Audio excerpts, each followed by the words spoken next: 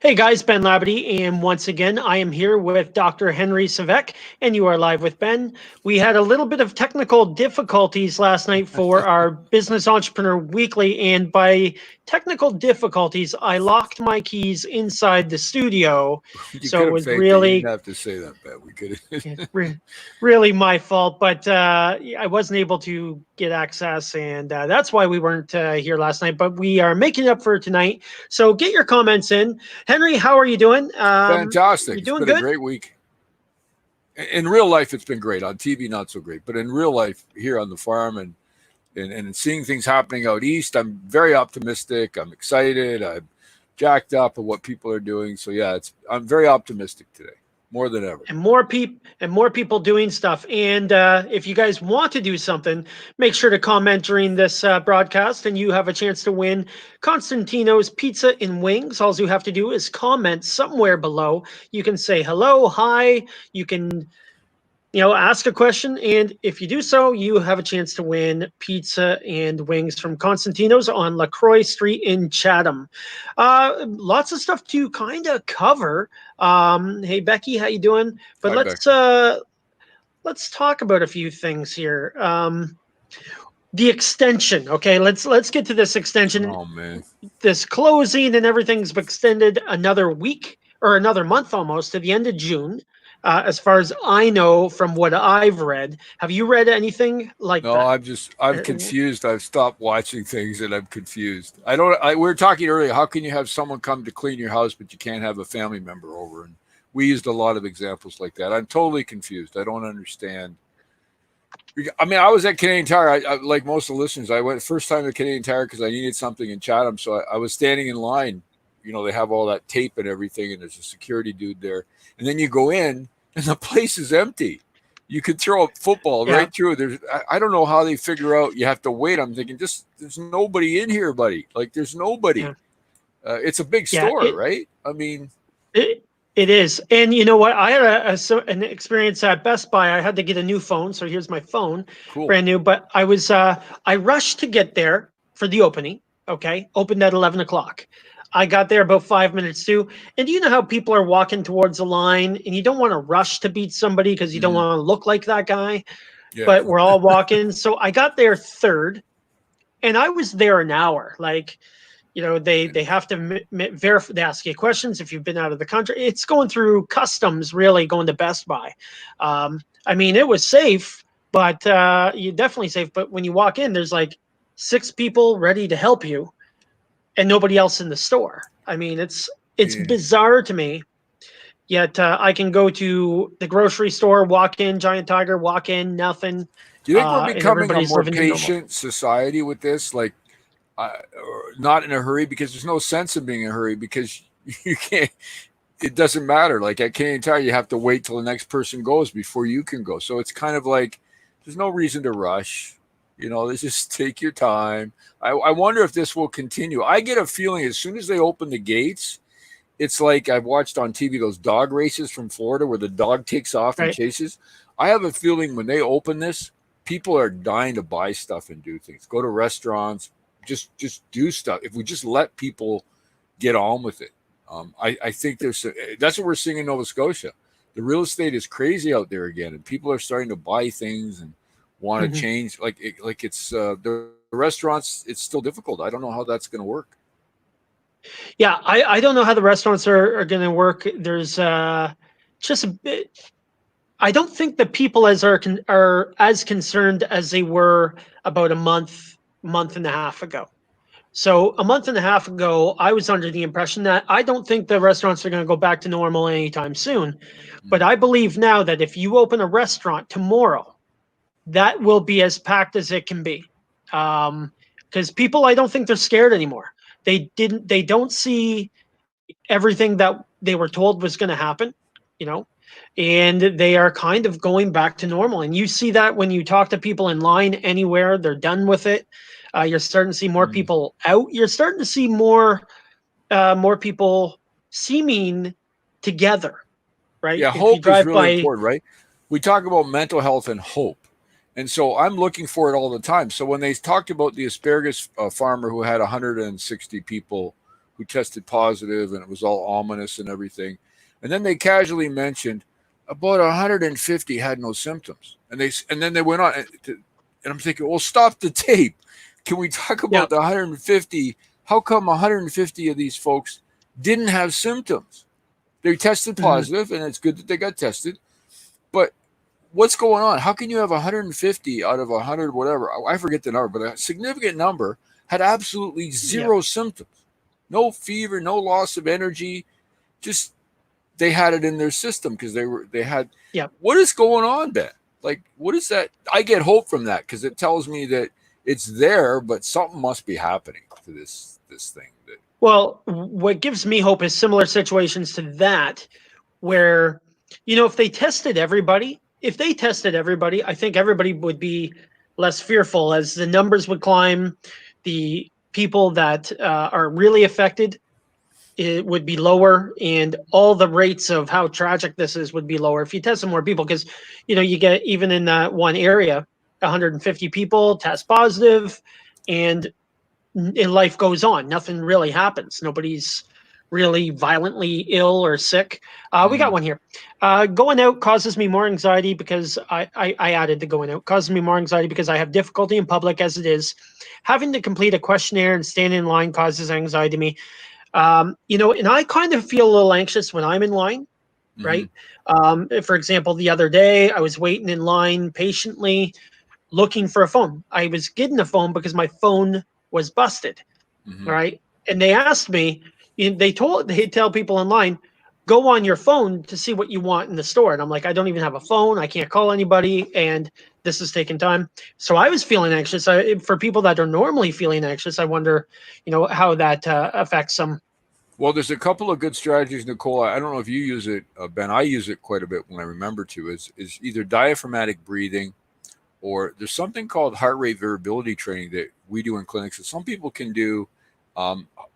Diaphragmatic breathing is basically belly breathing, or they used to call it straw breathing, where instead of doing shallow breaths up here, you do deep belly breaths, they're called.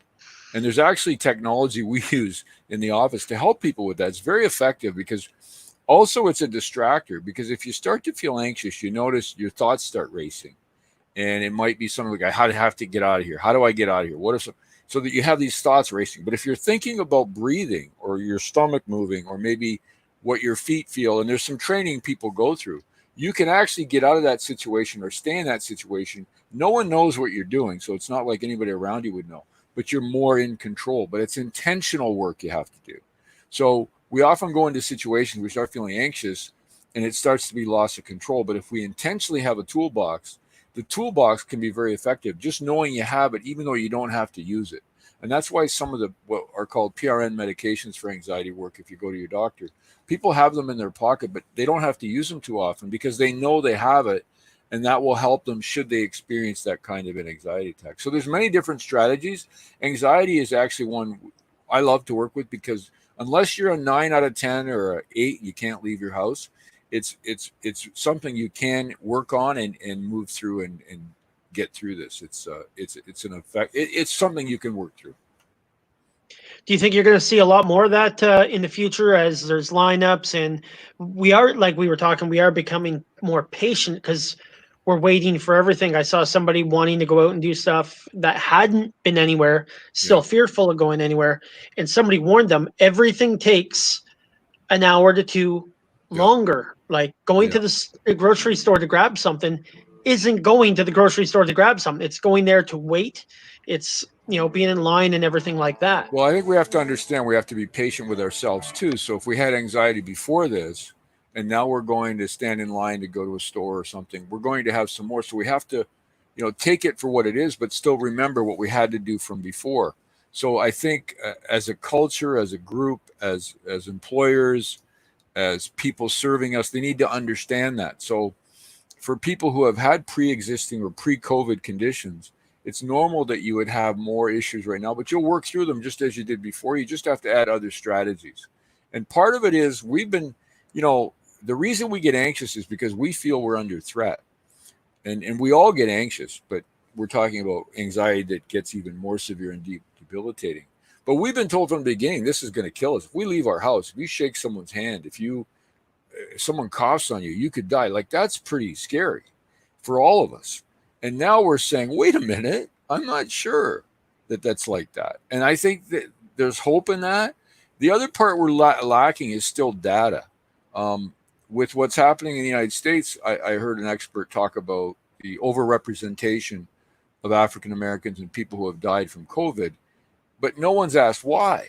Like, is it socioeconomic? Is it about, I heard today about doctors that discriminate against people of color who they don't get the same treatment. I mean, this is, and so you think about, okay, what is the reason certain people aren't making it through COVID? It's not COVID. There's a multi levels of what's happening to people when you get sick, not just COVID, but other illnesses. And we're lacking that information. We don't know of the 7,000 some people in Canada, I think it is, who have passed away from COVID, which is tragic.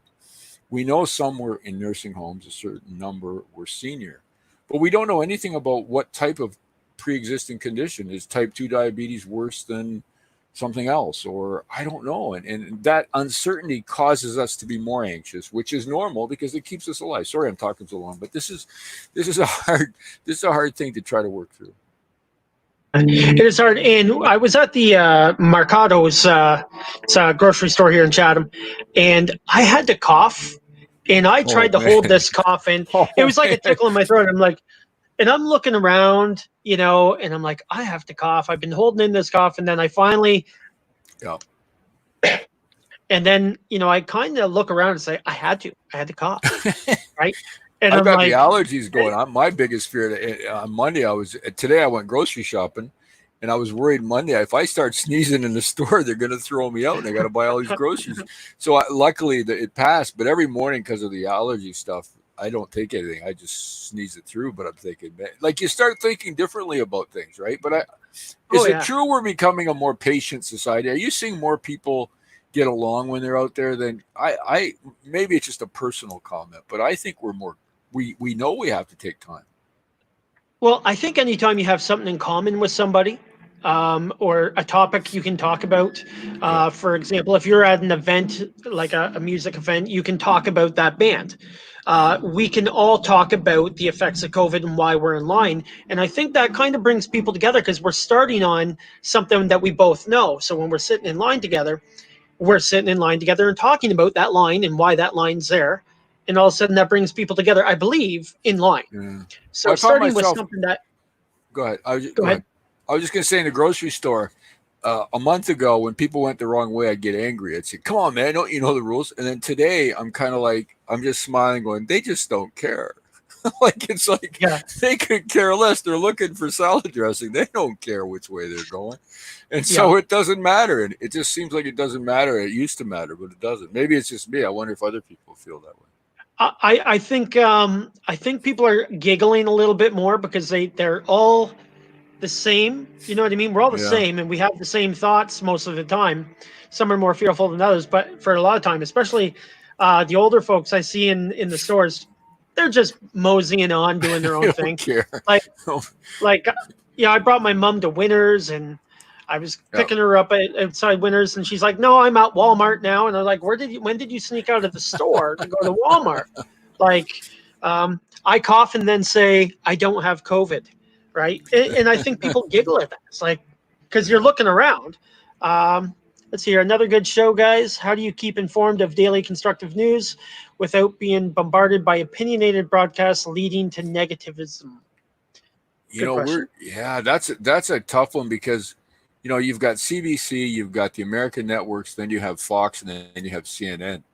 And we're always having this debate at my house with my adult children and stuff, because whenever I say something that they may not agree with, they go, "Dad, you're watching Fox, aren't you?" And I go, "No, I just heard it on CBC, or I just read a research article." So I always go to science. I try to find, there's different scientific places you can go to look at non-biased kind of stuff. But I think you have to really, whatever you see, regardless, you have to really be a conscientious consumer of information, because everyone seems to have an angle of how they're using it for their outcome. And that really bothers me because we're all sort of vulnerable, right? We're at home and we're being told or whatever.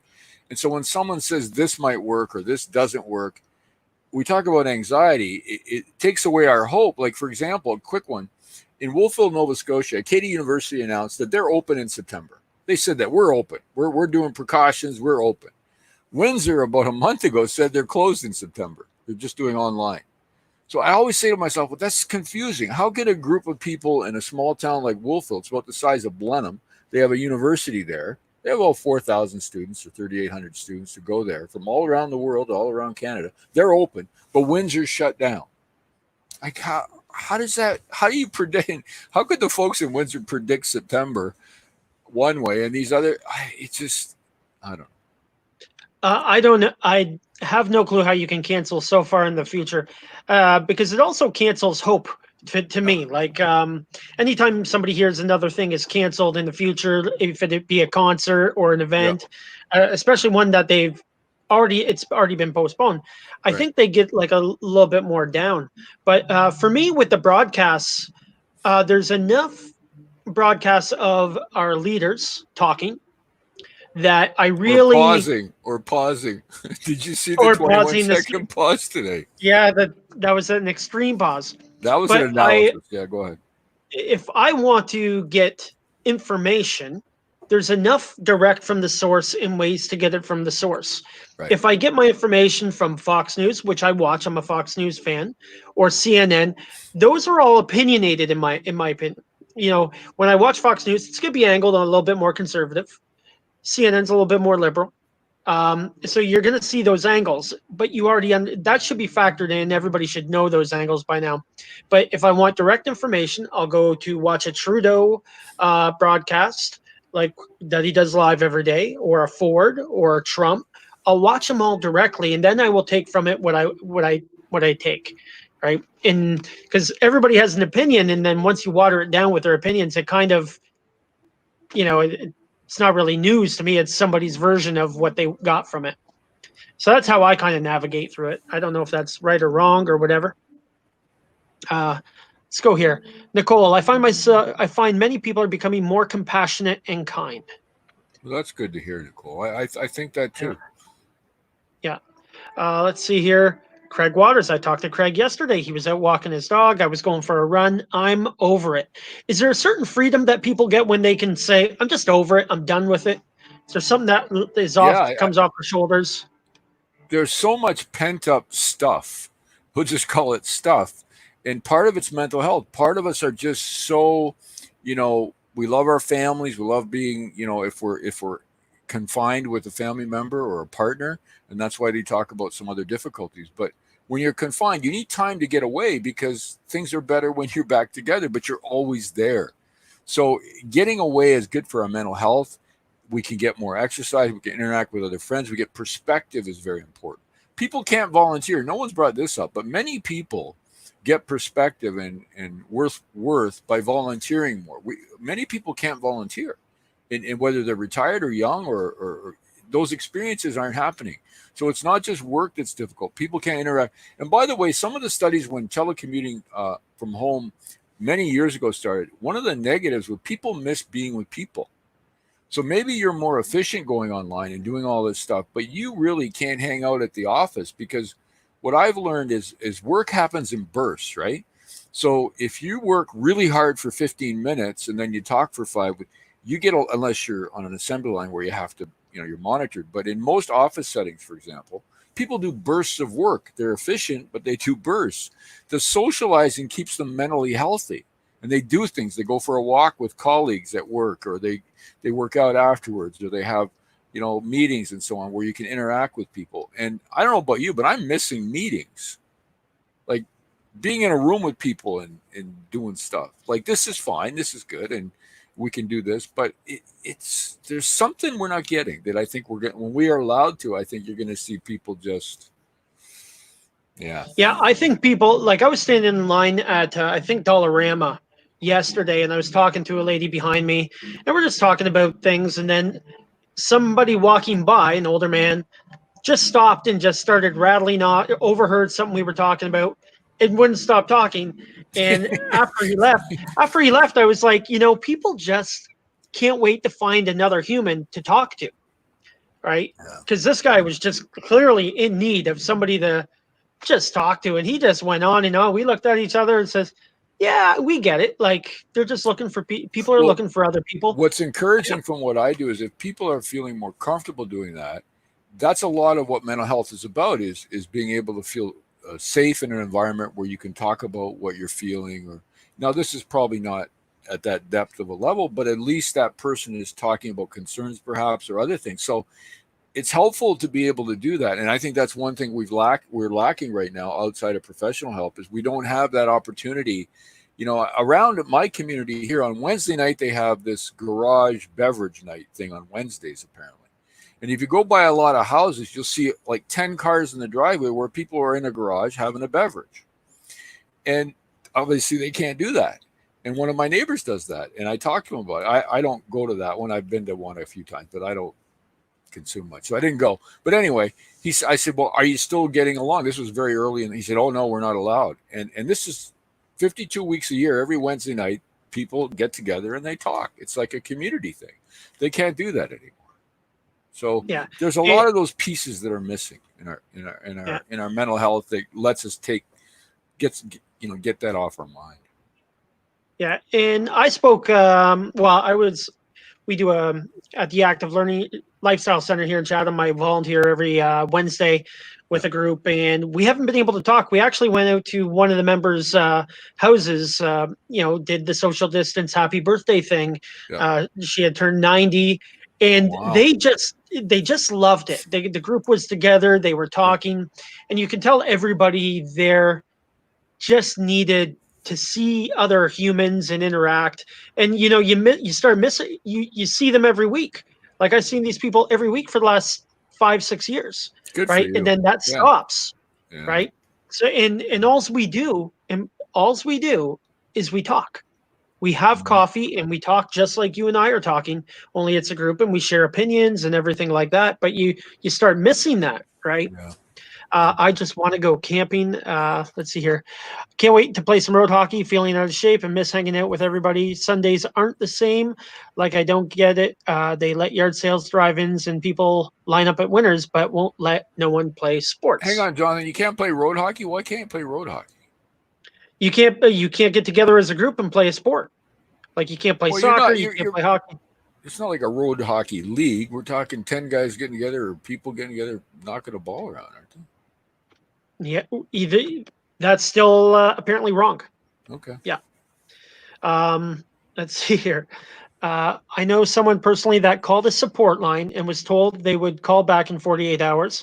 They said they are overwhelmed with the number of people calling in affected by COVID. Do you see a rise in this? Yeah, we do. We see more and more people who need assistance. And I think part of it is because what we just talked about, the support networks that are usually there. If we look at raising children, grandparents and uncles and aunts and family members or friends are extended help people who can help you raise your child. So when when you're a little stressed or you have a 2-year-old, you need to hand that 2-year-old off for a while. But if you can't do that, you have more stress, you have more issues. And I think all of this together has caused this to happen. So the good news is people are accessing the lines. The bad news is we don't have the services or supports to make it happen quickly. You can't be put on hold or go back for 48 hours when you're in the middle of a crisis. So I didn't know there was such a way. It frustrates me with, government, local government, the amount of money we waste on things. How many counselors could we hire to take this for the $4 million garage we're building in Chad? Like, let's take politics aside. It's time for priorities. Just like everybody in their households in this entire country are making decisions. We're not doing this because we can't afford it, or the people at the other end that take our taxes, they're not doing that. They're laying off people that shouldn't be laid off, and they're keeping things because they're their projects, but they're not taking care of what Becky talks about. So at what point do we as people, and I'm outspoken about this, but we as people, at what point do people who are hurting step up and say, this isn't okay? Like, why aren't we doing this? Why aren't we taking care of people? And we can talk about nursing homes too, because that was another issue. Apparently now there's more need for the military. There might be 20, Absolutely. I heard today, nursing homes being taken over by the government. Really? Glenda needs a beverage now. I I've got water. Yeah. Did you mean water? Well, I got Gatorade. I'm going for a run after, so I've been sugaring After up here. I do mine in the morning. Uh, How do you do it at? You have a different cycle. I do mine first thing in the morning, 6 a.m., or else I'd never get it done. well, I do a walk every morning now at 7 a.m. During the Okay. week, and Okay. then I try to get into, like, tonight. I'll probably run 5 to 10 kilometers. Might run longer, but it was hot today. I had to show some houses, so I was It's pretty hot. busy there. And that. So I get it in when I can. If you guys are hearing noise in the background, there is a band in another studio down the hall from me playing. Okay, let's see here. Natasha, I have customers come in multiple times a day at the gas station because they just want to chat with me.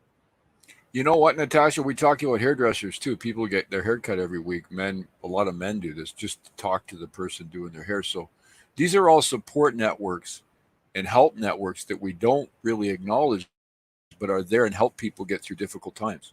And I'm not suggesting you do that, Natasha. I'm just saying it's a sign of what's happening, right? And I think that happens in restaurants too. You go to your local diner and you sit and have bacon and eggs in the morning. If you're a regular, you'll talk to people.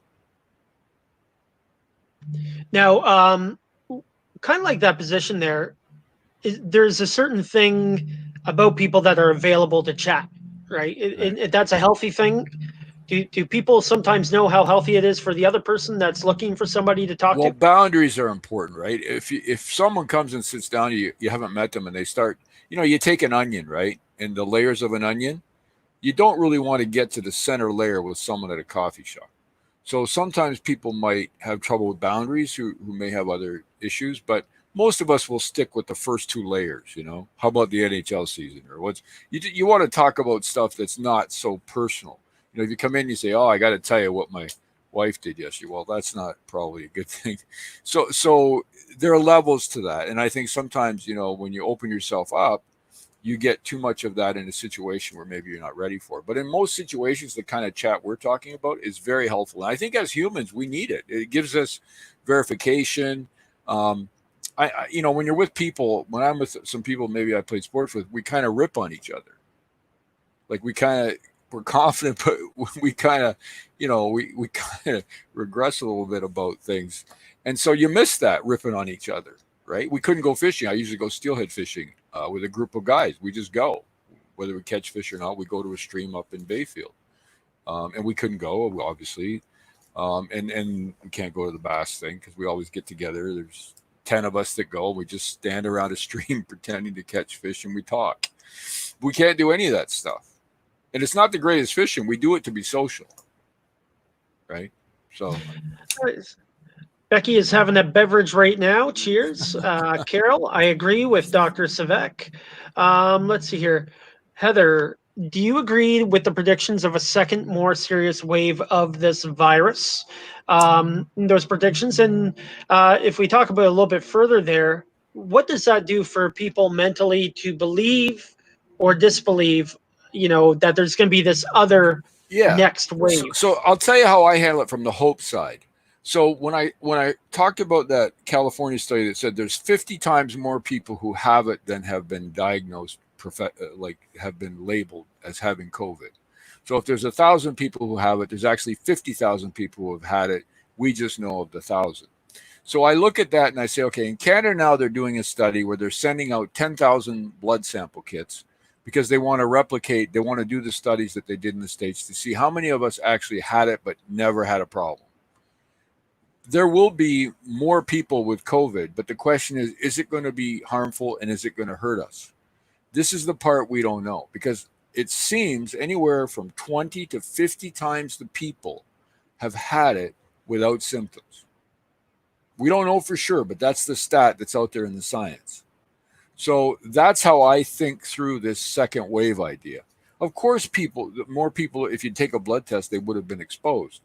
But my concern is how many people are sick to the point and where they're hospitalized. And I think that's why, just from my own perspective with hope, we have to take care of people who are vulnerable until we figure this out. But I think for most people, I don't think it's going to be an issue. That's how I deal with it. I could be totally wrong. That's how I deal with it. That's what I believe. All right. Jonathan North says it is a road hockey league, Chatham Kent Road Hockey League, No, I wish and we that they could. have about 300 guys and girls who play in this league. Is about 17 guys on his own team. So it's a big league. A lot of people not being active. Ben, for most of these things, I don't understand why we don't have just consent forms. If you know the risk and you sign a consent form and you're an adult, why can't you play? Yeah, I No, totally agree with you there. Yeah. you have to sign a consent form probably to play anyway. Why can't you do that? I don't know. I think they just want to limit any exposure because it would, even if you agreed to put yourself at risk when there's a risk available, then it comes back on the healthcare system. And I guess the main concern is always an overrun of the healthcare system. I don't believe that's happening, but it could happen, obviously. But with the numbers the way they are, and I know Ford has been talking about regional allowances, really, Mm-hmm. each region, like we are a lower effect, definitely lower than Right. anybody else, that you could reasonably open a lot of stuff, restaurants, Yep. salons. That's my opinion. I'm not a doctor or anything, but if nobody's got it really, and the risk is low, I think we can start doing those consent forms, even to go to a salon, consent form, all these Well, I other got things. I got an email. Mary said we got an email from our osteopath on the rule when we go back, and that's a manipulation thing, like a bit like a chiro. And I got an email yesterday from our massage. I get a medical massage once a month so I can keep walking and my neck doesn't pull. And we have now a procedure of how to go get a massage. So it's legal to go get a massage under certain rules, and it's legal to get an osteopath adjustment. So that pretty much covers most closeness, wouldn't it? I'd A think so. massage or I an think so. osteopath where you're getting physically manipulated, wouldn't you think? If that's okay to do, shouldn't we be good to go? Yeah, I'm good at Walmart. If Walmart can open, I'm good with anything opening, because I think people can limit the risk, and I especially feel for salons and Yeah. nail technicians and that, where they can all do it safely. They're just not allowed to do it. Let's see here. Seems very unfair. Don't understand the logic either. I just hope this changes quickly. When you look at the risk of COVID-19 versus mental and physical stresses, I think people should just play if they want to play. Sadly, then you risk getting ratted out and fined. That is a very interesting thing. I believe people are going to do their own thing eventually. They are already doing it, and they're going to risk getting fined. They're going to risk getting ratted out and shamed on social media about kind of like that winners photo. I don't know if you seen anything about winners and the massive lineup and the pictures that were taken, but there's people were heckled for going to winners and lining up there. It was a large line, So but why do we I let them think people. fine us, Ben? Why do we let them fine us? Where did that come from? Was that a bylaw? Was No, that one of our? I think it's a bylaw, and I think it's something that people just at the beginning of this, at the beginning, when all that fear, people were scared. I was concerned, right? I'm not concerned now, but I was very concerned at the beginning because I was under the impression this is a very, very bad thing. And everybody that you talk to and everywhere you read, we're all going to die. Okay, so stay locked down. But Wouldn't it's that have kind been of a, enough though? When did the fine snitch line become a good idea? the snitch line came in when people started calling police and everybody to, you know, about their neighbor, right? So they started the snitch line to, move people to a different line and a different source. But then more people started snitching because they had it promoted a snitch line, right? And then they felt fear, they were scared, and now they're telling on their best friends, family members, and neighbors. It got a little bizarre, but I don't believe that we should be fined for going out with your family, right? A lot of the cases with your family. See, it's a different philosophy. So a procedure of hope would be a line to help you do something. So I have a hair salon.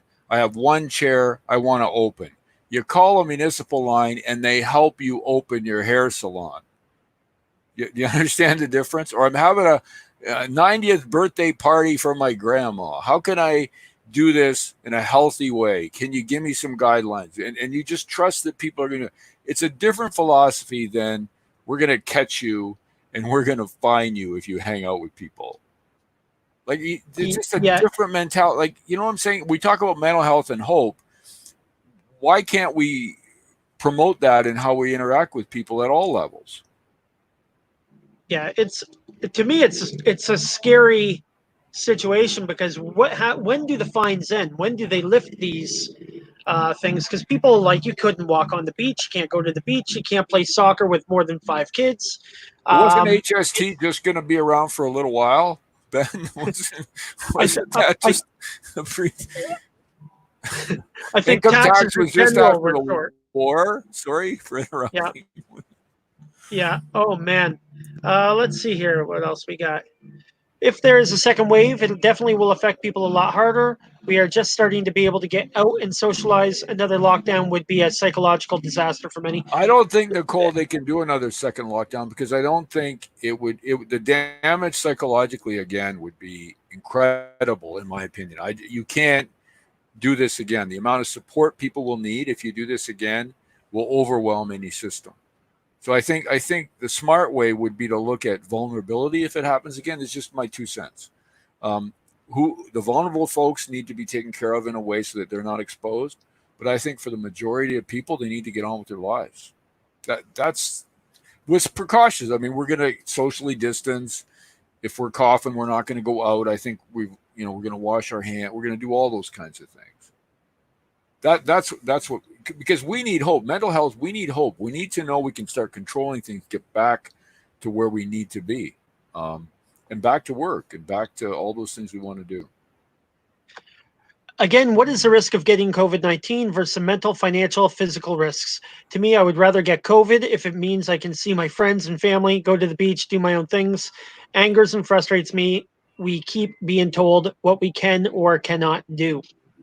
That's a great point, Nicole. At some point, we let this happen to us. We some things we listen to the experts. We care about our fellow people in our communities, so we do what we have to do. But at some point, we have to say to ourselves, when do we say enough's enough, and when do we, being adult means you make your own decisions. And I think if you look at the information, you make the best decision for you, your family, children, and people should be there to support you with that decision, whether I agree with it or someone agrees with it or not. And I still don't understand. They say outdoors you can, according to science, it's harder to get it outdoors than indoors. When the beach at Erio is empty and you want to run with your dog or walk with somebody, give me a break. You can go to Canadian Tire, you can go to Walmart, you can get a massage now. I can get a massage, but I can't walk on the beach. I don't get it. I can't go. So this is where we can't stop. I want everybody to be happy today. We can't think about this too much, but the contradictions also cause us concern because it doesn't make sense. And we also don't have leadership that we can look up to, that we can support. I mean, we talked about the 21. What did you think? I got to ask people, what did you think when our leader for 21 seconds looked into the camera and didn't say anything on that Trump question? Well, I caught it on a replay, and I thought Me too. originally that it was a slip up or editing or something, but then I found out it was real, right? So that was kind of shocking. And I then I tried to make sense of it. Maybe that he heard it on a delay, like a 21-second satellite delay. So, but that was a little bit bizarre, I think. Well, I first thought he had an earpiece and they were Googling it to try to give him an answer that would work or something, because I didn't understand it. And then he never answers a question anyway directly. It's always like he's got some line, right? That just, he forgets. Like, here's an example. 10 days ago, they announced they were changing the support program for business, where you didn't have to have employees to be able to qualify for the $40,000 line of credit to keep your restaurant going or whatever. They said for sure within 5 to 6 days it would be there. Well, it's now 10, 11, and restaurants can't access that money, or hairstylists or other people who never had employees. They work for themselves. Very important funds for them, because $10,000 of that 40 is forgivable. They never have to pay it back. No comment on that. Like, we're having an internet glitch. Sorry, we're 4 days late. person, one man, one woman business. There's just like, it's just a total, like, come on. So we talked earlier about hope and having confidence. When you're in a crisis, you look to someone to lead you through that. And, people at home, you're the leaders right now in your homes. Everybody that's been coming on here, Nicole, everyone, Jonathan, you guys are the leaders to step up in your families. The problem is when we look outside of ourselves, we know what to do in our homes to take care of our families and try to do it best we can. We're not seeing that among the people we've entrusted. And I think the reason President Trump stopped his press conference because he realized every time he had one, he looked poorer and poorer and weaker. So he stopped. And our guy hasn't figured that out yet. Every time he does one, he looks weaker. It's weak. We're working on it. I'm working on it. There's now a snitch line for the Canada Emergency Relief Benefit. I just saw that come out, so you'll see a lot of snitches there. None of these things are actually in a law book. When the court's open, take your ticket and give it back. That's one way to go about it. I'm sure most of these will be fightable. What makes me upset is how Walmart is a billion-dollar company, get to stay open, but look at these small businesses closed and are hurting the most. And Jonathan, you'll want to catch us on Monday nights at 8 p.m. to watch our Business Entrepreneur Weekly, where we talk about like specific questions like that about how a Walmart's open, yet something similar, and maybe how to pandemic-proof a business later on by serving bread. I don't know. Can I mention that book, Ben, while we're talking about business? So if you go to Amazon.ca, you can get a free Kindle copy of my book till tomorrow. They're promoting, it's called Shrink Money Advice. 10 years ago, I wrote this thing about a couple who hated their life. They lived next to some people. It's fictitious. It's fiction. They lived next to this couple. They loved their life, so they tried to emulate, not just financially, but there's a lot of sort of family stuff in there. It's a very easy read. I wrote it to be on a plane or a bathroom when you read it, so it shouldn't take long. But it's a Kindle version. It's free. Go to Amazon.ca. Costs nothing for till tomorrow. It's one of those. They do these giveaways once in a while, and it's called Shrink Money Advice. I think Boomers to Millennials, How to Invest Today. So then what I did is I took the story from 10 years ago, and I said, if you'd followed that couple, where would you be today, and what would you do with the money, and how would your life be? So it's a very easy read. All I'm saying, it's free. It's on Kindle. Have a look and have some fun. Shrink Money Advice book free on Amazon. So if you go to Amazon.ca, Kindle version, right? Just totally Kindle version, totally free. Okay. Download it. We can Money talk about Advice. It. Yeah, we will. We definitely will. Let's see here. Too many busybodies in CK with nothing else to do but snitch. Walmart, I read, Walmart, Dollarama, all these stores that are open, their business is booming. Everybody that was allowed to be open have been booming, while everybody else, like gyms and that, are closing up sometimes for good. Small dojos like gymnastics clubs as well. Karate clubs. Market shares. See, people are developing different patterns. This is really hard for small business because people that are open, people are now developing patterns of shopping there. It's going to be harder to get them back to the other way when those other stores open. And so we're going to have a concentrated effort in supporting our local businesses again, if they in fact do open. My concern is many of them won't even open. Yeah, that is a big concern. And then they'd have to have pretty good business to make up for losses here. The Canadian Restaurant Association today, I heard, said that the average margin in a restaurant business is 4.6% profit. So how do you do that with half a restaurant? So we have to work to help figuring this out because we need restaurants. Restaurants are part of our communities, right? Whether it's breakfast, lunch, dinner, whatever. They're part of where we go to meet people, to talk, to do business. We have to figure out a way to keep them going. And that's something we should all be working on as soon as we're allowed to do this. And Carrie Lynn, that's why it's very important to also support local right now, or let them open. And if they do not follow the guidelines, close them up. Business owners have vested interest in being safe. They need to be able to open. And I think many businesses will open. They will be safe. If they're not, they will adjust to a point where it's socially safe. They're safe on one hand, and then on the other hand, they're socially safe where everybody else is convinced that it is safe. Right. And that might be taking the extra steps to have them convinced that it's safer. because everybody's level of safety is going to be a little bit different, I think, going forward. Every year, usually in the fall, we are encouraged to get a flu shot, supposedly better than last year's. So, is that not a second wave every year? It's a good I don't know. point. That's Good interesting. point. Yeah. They should keep the chains closed. And let small businesses get the business. I think the issue with that is that how many people are actually employed by Walmarts and these bigger chains, and the amount of taxes that they pay in each community, property taxes and such. So, I mean, you do have what you should do is allow every business to open at the same time and have a fair playing field, I believe. Well, we're going to have to do something to help our local small town businesses, like whether they become economic development zones where they forgive them taxes for a while. There's got to be a concentrated effort to help small business in our community, and because there, if you think I was at the marina where my little boat sits once in a while, and I went and talked, and there's less people, right? Because the Americans can't come across right now. And there's a fairly large American contingent of boat owners, large boats, who can't do that. So that affects the local economy where those boats come to. It affects marinas, affects people's jobs and summer jobs. So we talk about it on the business show, the spider economy, where there's all these different connections to every business. The asparagus grower in Norfolk who said he's not going to harvest all his asparagus because people have to be quarantined for 14 days. And I'm thinking, if you have COVID and it's not contagious, can't you put them out in the field somewhere and have them work? And then he got flack because he hired local people and had to pay them more to get them out there. And so now people are saying he's discriminating against migrant workers because he doesn't pay them enough. So the problem just keeps, the spider effect of a decision just keeps taking over for business. Yeah. And it's hard to support when people are not open.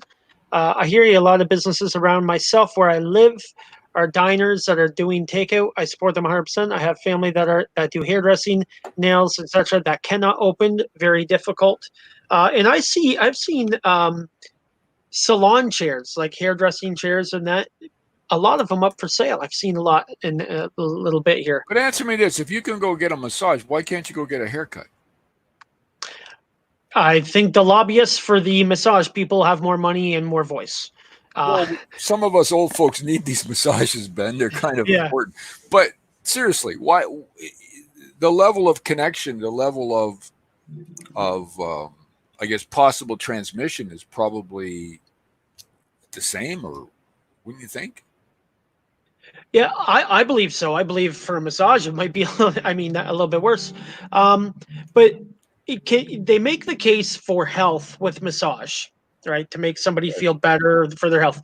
Can you, as a psychologist, make the argument for mental health as to why it is good for the brain, good for the body, and good for the human to go out and feel good by getting a haircut? Well, haircuts aren't actually part of our expertise. But as far as being back to normal and being more active, of course. But from a common sense perspective, I'm thinking of the person who has trouble understanding. He's trying to, we need to know water's wet, gets dark at night, the sun comes up in the morning, and the rules kind of make sense. This kind of is like that Seinfeld episode where yes is no and up is down, whatever George was doing. It doesn't make sense. So it makes us question things, and then we doubt ourselves, right? And the most important thing you need to do is to be confident. If you're going to talk to somebody, you're going to keep looking over your shoulder. Oh, someone now reporting me to the snitch line. Or if I go up to someone and talk to them. In fact, today I was talking to my solar guy. He comes over to the farm and we're talking and he's getting close. I said, hang on, man, 6 feet. We're on the highway. Someone's going to take a picture of us talking, and it's dumb. And we both laughed about it, but we kept our distance, And so it's changing a lot of things, and they use the airport after 9/11, but it's different. The airport, I think, that was a different security issue, and we kind of understand we go to the airports, why they check our bags the way they do and everything.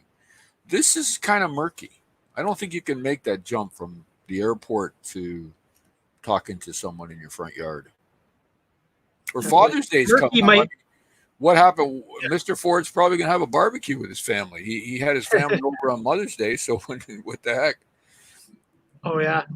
What's going to happen when the money train is over for many of these companies? Let's see here.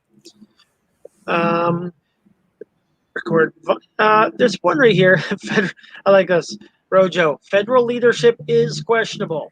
Well, the money issue, we talk about that a lot, but I wonder with interest rates so low and almost negative, probably the thought is they never have to pay it back because there is no interest rate basically, and they can print the money. So if interest rates are one, like a bond, I think a Canada bond is less than 1%. It's 0.8. In Europe, it's negative interest rates. So if they borrow $1 billion and they wait 10 years, they only have to pay back like 950 million. So that can fuel this, right? Why would they pay it back?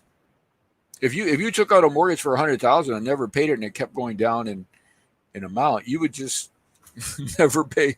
You know what I'm saying? What would you pay it for? So this is kind of this monetary. I'm not an economic person, but I'm sure many of them out there can talk about it. But this is one of the things we always think about paying it back.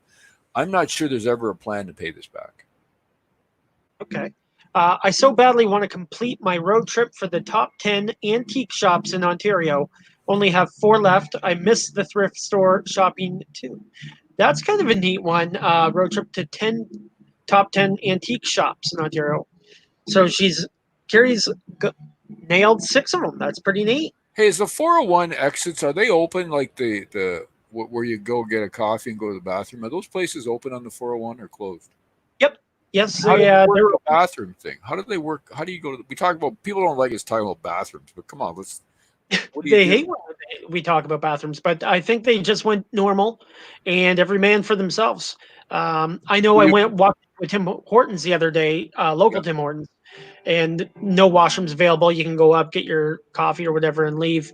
But they were shutting down the rest stops to truckers, right? You know, they were shutting down the washrooms, but all these truckers had nowhere to go to the washroom. So that's, after a couple arguments, and everybody kind of saying, all right, well, let's stop trucking, then none of the stuff will get anywhere. So they realized how important truckers are to the whole world real quick and opened them back up. But there was a time that they were closed and closed up to that, which was that's cruel. I mean, you have to think of police and everybody who's out there, people who drive delivery trucks. Where do they go to the washroom? Yeah. No. Absolutely. Now, I will say I've noticed lately, and let me know if you guys have seen this too, some porta potties being placed in many parts of the municipality. Oh, and really? I just noticed 3 or 4 popped up in different areas that I wouldn't know, like one on Grand Ave. I was like, I think that's a porta potty just there for not a work zone. Like it's not for construction or anything.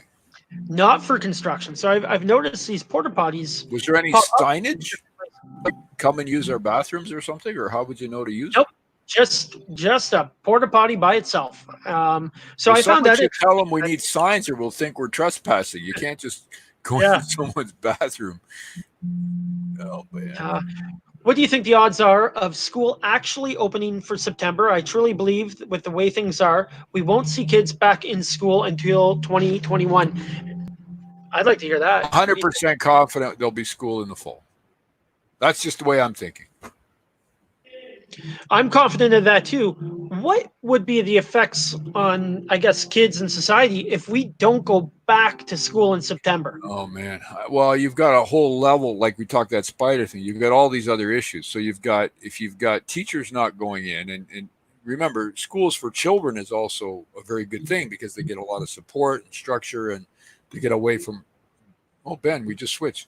To me, it would just multiply the mental health issues we're having now at home and parents also need to get back to work. So how are parents, if they're not at home anymore, where are those children going to be? Who's going to take care of them? Especially the ones who they're not children anymore. They're not quite old enough to take care of themselves. They're kind of in between age. But where do you put them? Where do they go? I see no way. And I guess the question would be, as a taxpayer, why are we paying our education tax if kids aren't going to school?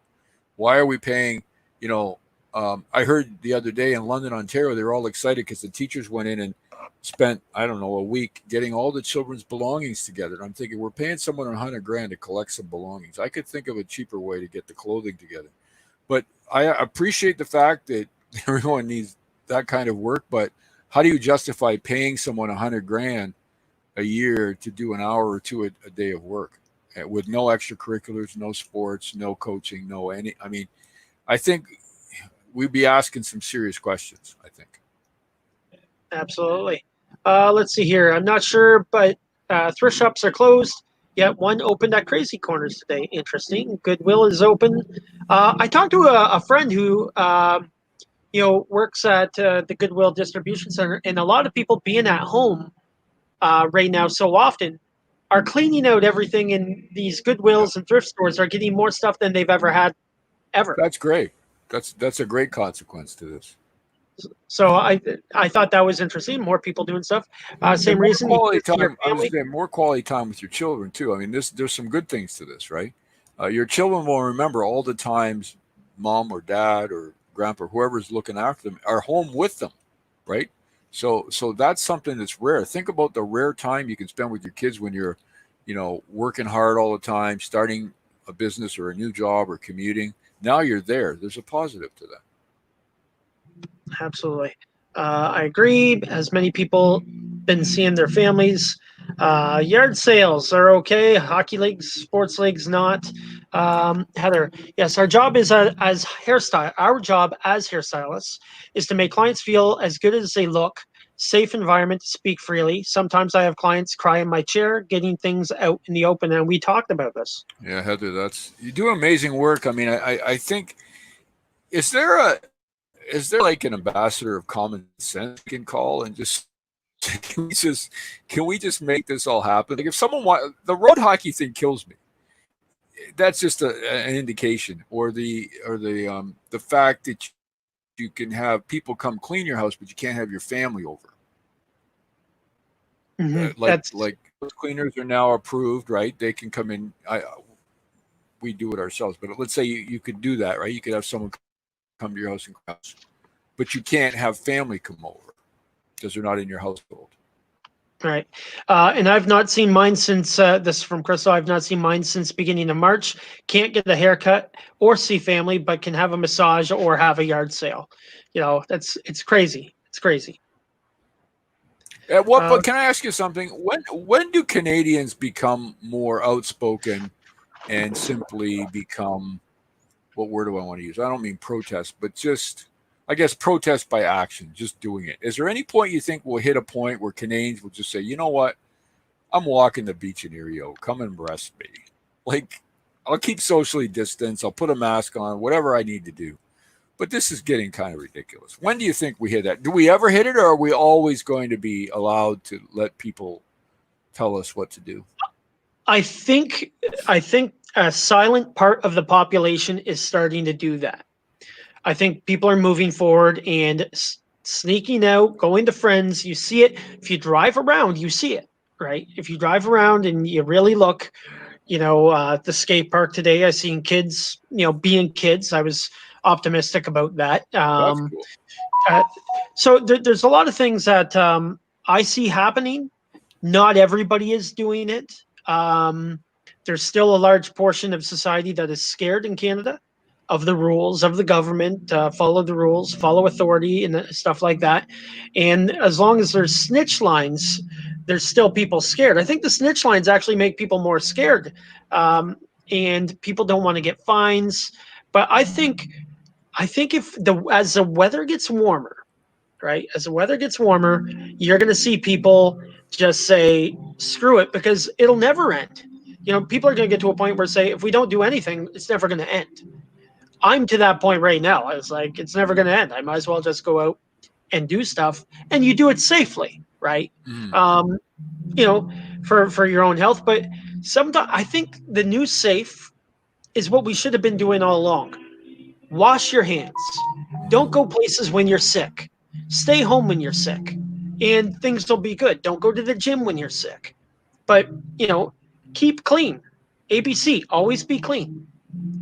Yeah, I think the economic and mental health now is overcoming the benefit if you're fairly healthy and you're at home to being isolated. I think you have to move beyond that, and that hasn't been talked about or identified. We're talking about it, but we don't see it too often on the media. They talk about, the COVID and they have all that, but they don't talk about the other consequences as much. And I think we're getting to the point where that is overwhelming the COVID issues if you're fairly healthy and you take care of yourself.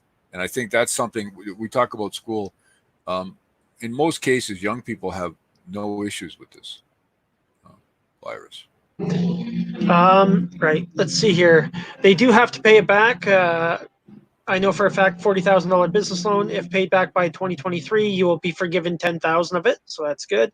But it's also zero interest, Nicole. You pay no interest on it for that length of time. Awesome. Yes, you have to pay 2 years to pay that loan back in order to be forgiven the 10,000. Porta potty would be the last place I'd go until you need a porta potty. You know, Until you need one. Until you need one. Hey, Grey Cup in Saskatchewan. Took my family. It was 0 degrees. We all had 10 layers of clothing, and all they had are porta pots. There's absolutely no. At that time, it was the old stadium. It was, I don't know, 5-10 years ago. Oh my God, was that an experience? Oh, great game, but oh boy. That's good, as many places bathrooms are still shut down. So I guess maybe that would make sense, because a lot of people would go to a Tim Hortons or they go to a McDonald's, and that has been taken out of the equation to go to the washroom. But listen to me, is that because we don't know how to keep bathrooms away from COVID, or we just don't care, or we don't want to? Like, why are they notoriously bad? I haven't read any science on that. I think right now it's just a fear that washrooms are dirty and people are dirty, and that fear is keeping people away from things, I believe. But you can't get it from bad washroom stuff. You can only get it if people cough on you. Like, you can't get it in. You know what I'm trying to say? I don't want to, like. Yeah, I understand what you're saying, but I think the fear of people just thinking one thing is so overwhelming that you can't get away from it. Like, so people are overrun with this idea that like the person up above said, it's the last place I would go is a porta potty. Well, there's got to be an assumption, no matter how clean they get it, that it's still dirty. By the way, they do have awesome porta potties. I was at a wedding about 5 years ago, and the porta potty was unbelievable. It was like, it was not it. So you can get nice porta potties. Sunshine list. We could fix it with a couple sunshine list budgets. Absolutely. 500-piece puzzles with small bottle of Bailey's Irish cream. Then if you go to a large puzzle, don't get another bottle. Then pieces all look the same. Interesting. Well, speaking of Bailey's, we talked about this before, but one thing we were able to figure out is how to keep the LCBO open. Right.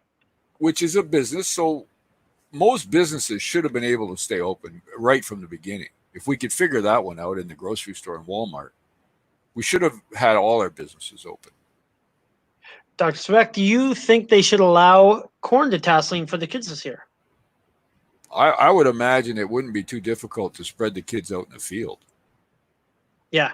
I mean, I just think particularly since it's not something that the children, I mean, this is just my 2 cents. Okay. So I'm a psychologist, so I don't know anything about the other side of stuff, but I'm just saying from a building character, when people come for an interview, I still ask that question, first job. And if they detasseled corn for like a month, that's like 10 dog years. Like, that's like amazing. You survived 4 weeks in Ontario and Chatham-Kent. So I think it's a great character builder. And I think the people who run these crews would be able to keep people safe and have a policy we've talked about. And, they may not be able to ride a bus. I don't know how they would get to the field. They'd have to figure all that out. But I believe the work for kids is I believe children should work from a very early age. So I would support that. I told my son he's got to detassel corn at least once so he can feel the pain. What we went through. When I talk to my son about corn detasseling, I tell him you have to have some friends out there, and it's just something that you got to do, right? The work not so fun, but being out there is an experience. It really is that you'll think about later. Yep. It's a rite of passage around here. If you do that, it says a lot about your work ethic and your parents probably parenting, and they kind of made you probably. Or some children do it because they need to buy things, right? It's a way to get money to buy things they need. Absolutely. Some people haven't been following from the beginning. I'm more following the rules for my job. I work in retirement home. Yeah, so a lot of people follow rules for different reasons. I think you'll find when the borders open, and if they have a 14-day isolation after you come back from the States, I think that will deter a lot of tourism. I like to travel to the States a lot, even to Detroit for concerts or whatever.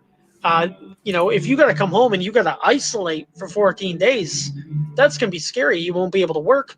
If you take a 1 week vacation, that's 3 weeks vacation that you'll need to have. It's That'll be same interesting. interprovincially, right? Like normally I'd be in Nova Scotia regularly eating lobster. I love to go eat lobster, go for a weekend or something. But you'd have to take 14 days before you leave the place. So what would be the point of that? But thanks to, was it Carly who said she works in a retirement home? Thanks to all of you folks who work with seniors and take those risks and keep people healthy in those homes. And you have to be especially careful. This is a whole different ballgame in retirement homes or nursing homes. It's a whole different, we're talking about ball hockey, but we're not, retirement homes. It's a whole different process of keeping people safe. Hey guys, it's an hour and 5 minutes. We usually do an hour and go a little bit over. We got about a ton of comments that I see that we're probably not going to get to. Let's just kind of whip through here. Use common sense, fellow PSW. Use common sense and personal responsibility. Fellow PSW here. Can't wait for our gym to reopen. I'm sure you can't either. I'm a gym goer. I like to go to the gym. I think they should be open, by the way, because you can do a gym, and I've watched them in the States, and I follow that industry. You could open a gym today healthy and safely.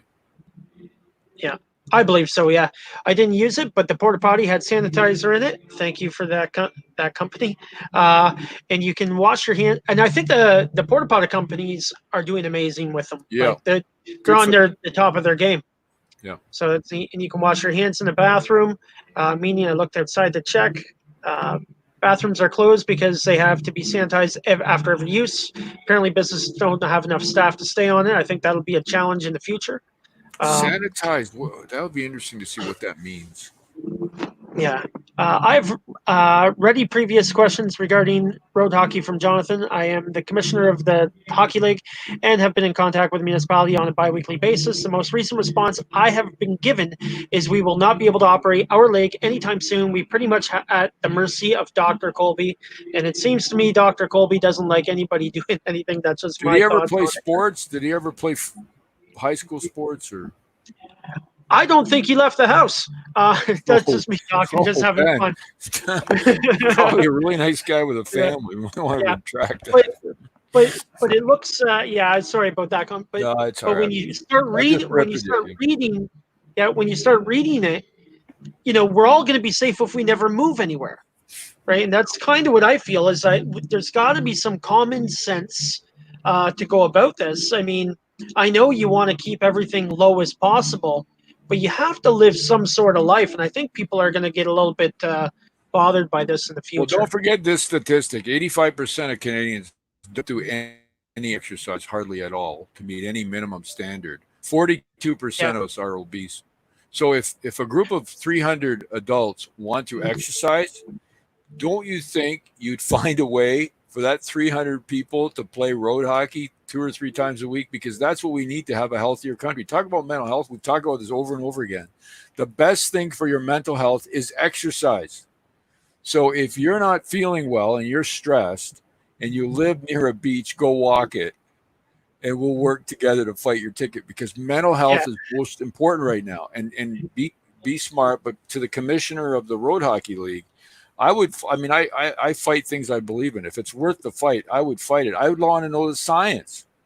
Tell me, good doctor, how is playing road hockey different than going to Walmart or standing in a lineup or getting a massage or getting, come on, let's be real. We'll get consents. We won't litigate you or anything. You won't be, I don't know. There has to be a way to sit down and find a solution. Just hearing the word no for something like that doesn't make sense to me. You have people that are exercising. You should be excited. 300 people in Chatham-Kent want to exercise. Come on. They want to go to a gym.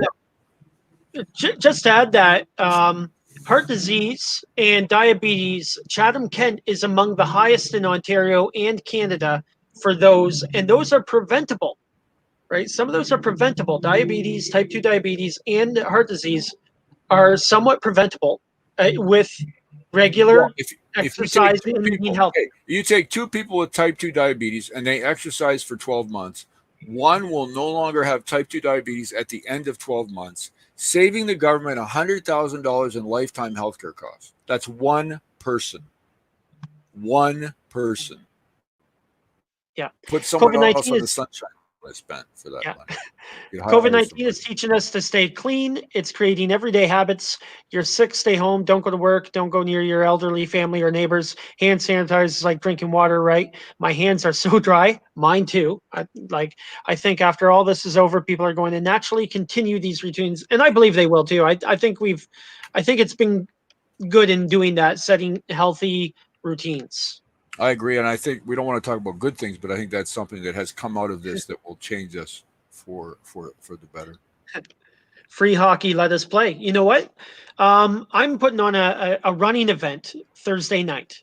Okay, Okay. and I will have 15 participants running, and I'm going to be broadcasting it live, and I'm just going to do it to prove that it can be done safely. All Awesome. right. When are you doing this, Ben? You don't want to say I it will be because you doing. get busted. It's like a bad poker game. They'll come and I'll be. I'll be doing it. I'll be doing it Thursday night. You will be able to watch it live, okay. and I welcome all criticism after you see what I'm able to do to people who want to get out, want to run, and can do it safely. Everybody is going to get a medal for participating.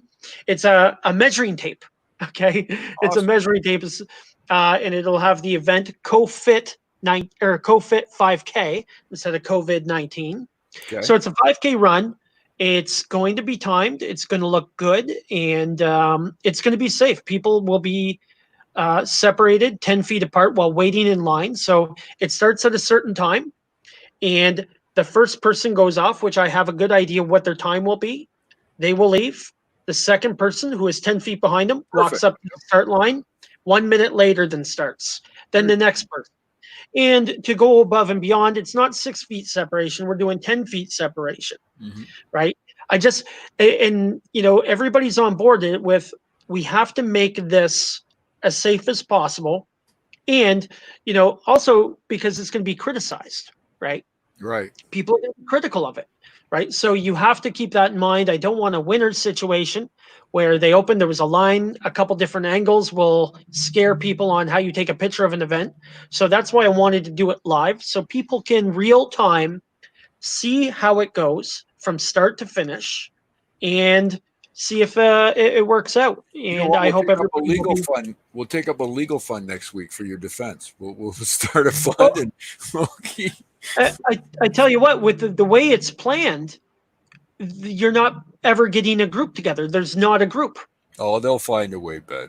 Come on. right? So We if you can't see have it, people there's never a really exercising. group there. We can't have people exercising. What will happen? Yeah. Hey, don't forget the free book. Go to Amazon.ca Yeah. because I want these people the people who are listening today. I appreciate their opinion, and I wrote it a long time ago. But if it's about family and life too. It's not just about finance. But I love Amazon.ca. Shrink Money Advice. Yeah. Shrink Money Advice book, free on Kindle, right? You go to On Amazon. Amazon.ca. You just put it in the box, and when you do the Kindle version, it's totally free. You download it; it's free. No, there's no strings. You don't have to be. It's just till tomorrow. I think it's over. Yeah. Okay, guys. Dr. Svec, thank you again. And hey, guys, if you want to watch Dr. Svec and I, Business Entrepreneur Weekly, Monday night, 8 p.m. I apologize for not making it yesterday. And every Tuesday night, we'll be doing this until this thing's kind of over. And hopefully it ends soon and we can go back to our regular lives. So thank everybody for watching. Henry, thank you again as always. Thank you, Ben. Take care. All right. Bye, everybody. Talk to you later.